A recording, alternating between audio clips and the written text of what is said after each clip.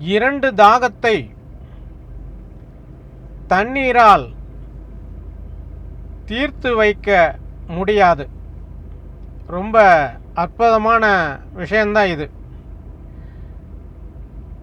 வாழ்க்கையில் எப்பவுமே ஒரு விஷயத்தை நல்லா புரிஞ்சுக்கணும். அது என்னன்னா,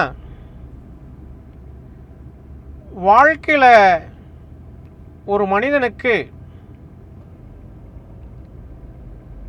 ரெண்டு விஷயத்தை தண்ணீரால் மட்டுமல்ல,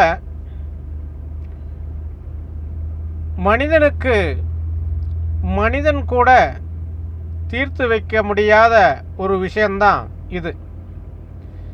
அது என்னன்னா, ஒன்று பணதாகம், இரண்டாவது அதிகார தாகம்.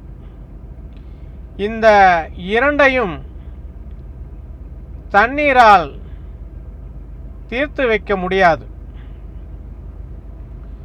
தண்ணீரால் மட்டுமல்ல, மனிதனாலும் தீர்த்து வைக்க முடியாத ஒரு விஷயம்தான் இது. வாழ்க்கையில் ஒரு மனிதன் பணத்தை தேவையில்லாத விஷயங்களுக்கு செலவு செய்தாலும் கூட அது தேவையில்லை என்று எந்த மனிதனும் சொல்லுவதில்லை. அதுபோல்தான் அதிகாரமும். அதிகாரம் ஒரு மனிதனுக்கு கிடைத்துவிட்டால் இந்த பதவியிலிருந்து அந்த பதவிக்கு செல்ல வேண்டும், அந்த பதவியிலிருந்து இன்னொரு பதவிக்கு செல்ல வேண்டும் என்ற எண்ணம்தான் மனிதனுக்கு வளர்ந்து கொண்டே இருக்கிறது. பணதாகம், அதிகார தாகம் என்பது மனிதனுக்கு மிகப்பெரிய போதைதான். இப்படிப்பட்ட போதை மனிதனுக்கு வந்துவிட்டால் மனிதன் எப்பொழுதும் மற்றவர்களை சாதாரணமாக எடை போட்டு விடுவான். பணமும் அதிகாரமும் ஒரு மனிதனிடம் இருந்துவிட்டால் மற்றவர்களை சாதாரணமாக எடை போட்டு விடுவான் என்பதுதான் உண்மை. வாழ்க்கையில் எப்பொழுதும் ஒரு மனிதன் நிதானத்துடன் தெளிவாக செல்ல வேண்டும். அப்படி நிதானத்துடன் தெளிவாக பயணம் பண்ணும்போது எந்த தாகமும் அந்த மனிதனுக்கு வராது. ஏனென்றால் தெளிவாக செல்லக்கூடிய மனிதன் எப்பொழுதுமே அமைதியாக சந்தோஷமாக வாழ வேண்டும் என்றுதான் நினைப்பான்.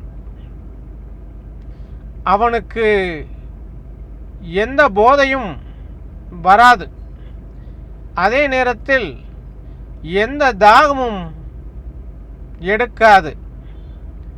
தண்ணீர் மட்டும் இருந்தால் போதும்.